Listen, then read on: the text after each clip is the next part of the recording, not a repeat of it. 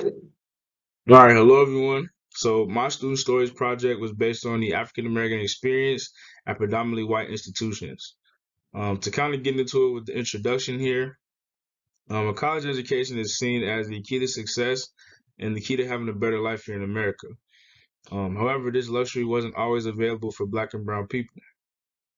So the first Black graduate of a predominantly white institution, or PWI, was by the name of Theodore Sedgwick Wright of Princeton Theological Seminary, and this took place in 1828.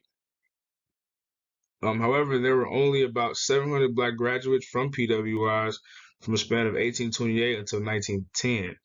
So historically, Black colleges and universities, called HBCUs, enrolled about 80% of Black college students in the 1960s and pretty much carried the weight of educating our Black youth. It wasn't up until the assassination of the late Dr. Martin Luther King Jr. in 1968 that PWIs began to admit Black students, and the Black enrollment skyrocketed across the country.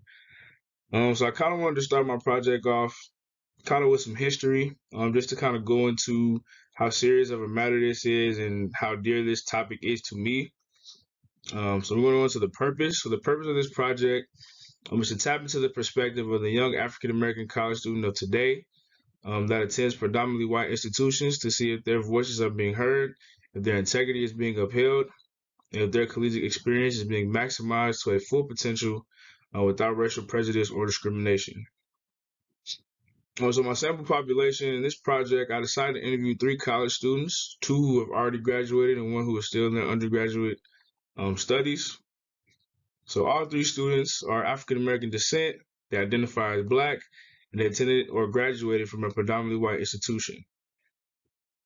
So right into the student stories. So the first student, I wanted to keep this anonymous, so I named her female student 1, who's 30 years old. She attended Valdosta State University for 2 years, from about 2015 to 2017, and then decided to transfer to Virginia State University to complete her undergraduate studies, which is a historically Black college. The second student, named female student 2, age 23, attended and graduated from North Carolina Agricultural and Technical University first from 2018 to 2022, and then took graduate courses at the University of Houston, which is a PWI. And then NCAT is a HBCU as well. The third student, who I'm going to call male student 3, is 21 years old, currently attends Valdosta State University and graduates this December. So my interview questions, I conducted a series of phone interviews with these 3 students that included questions such as, how was your experience attending a PWI? Did you feel as if the Black community is supported on the campus of your PWI? Did you attend an HBCU? And if so, what was the difference between your experience at your PWI versus your HBCU? Do you prefer to have professors of African American descent? And do you feel as if professors of a different race didn't help you as much? So to kind of get into the interview summaries, so both female students stated that they felt safer, more comfortable, and susceptible to learning and growth when they attended their HBCUs in comparison to their PWI.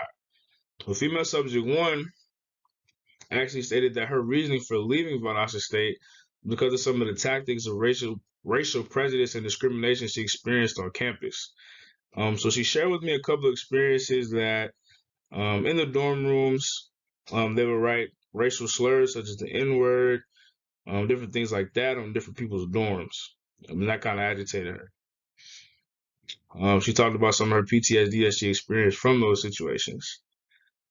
So female subject 2 stated that going from an HBCU first to a PWI was definitely a culture shock for her.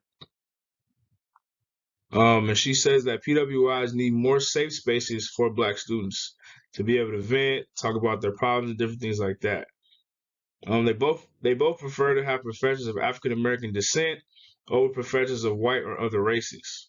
They did not, however, feel that professors that were white or of another race would discriminate against them in the classroom, and they pretty much blamed the racial discrimination that they faced on their campus, on campus from their peers.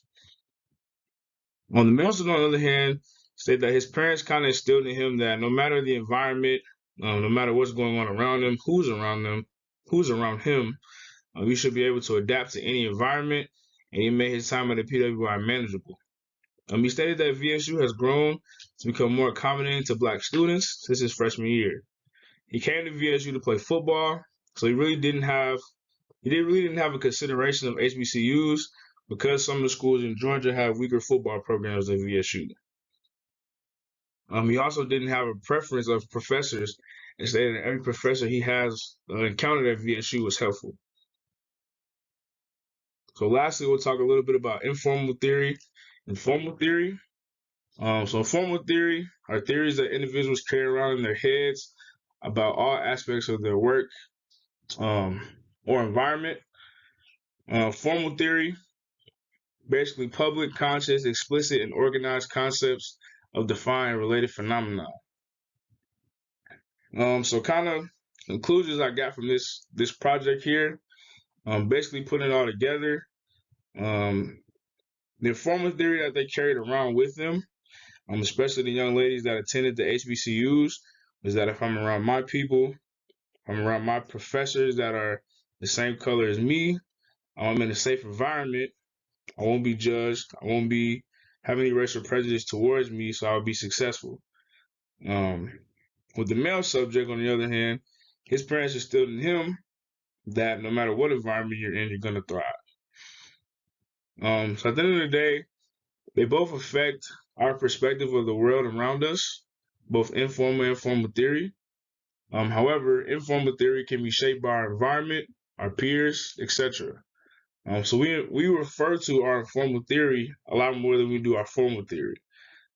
So depending on kind of what's going on around us, how we were raised, our environment, different things like that, that would kind of affect how we move and how our perspective is throughout life. Thank you.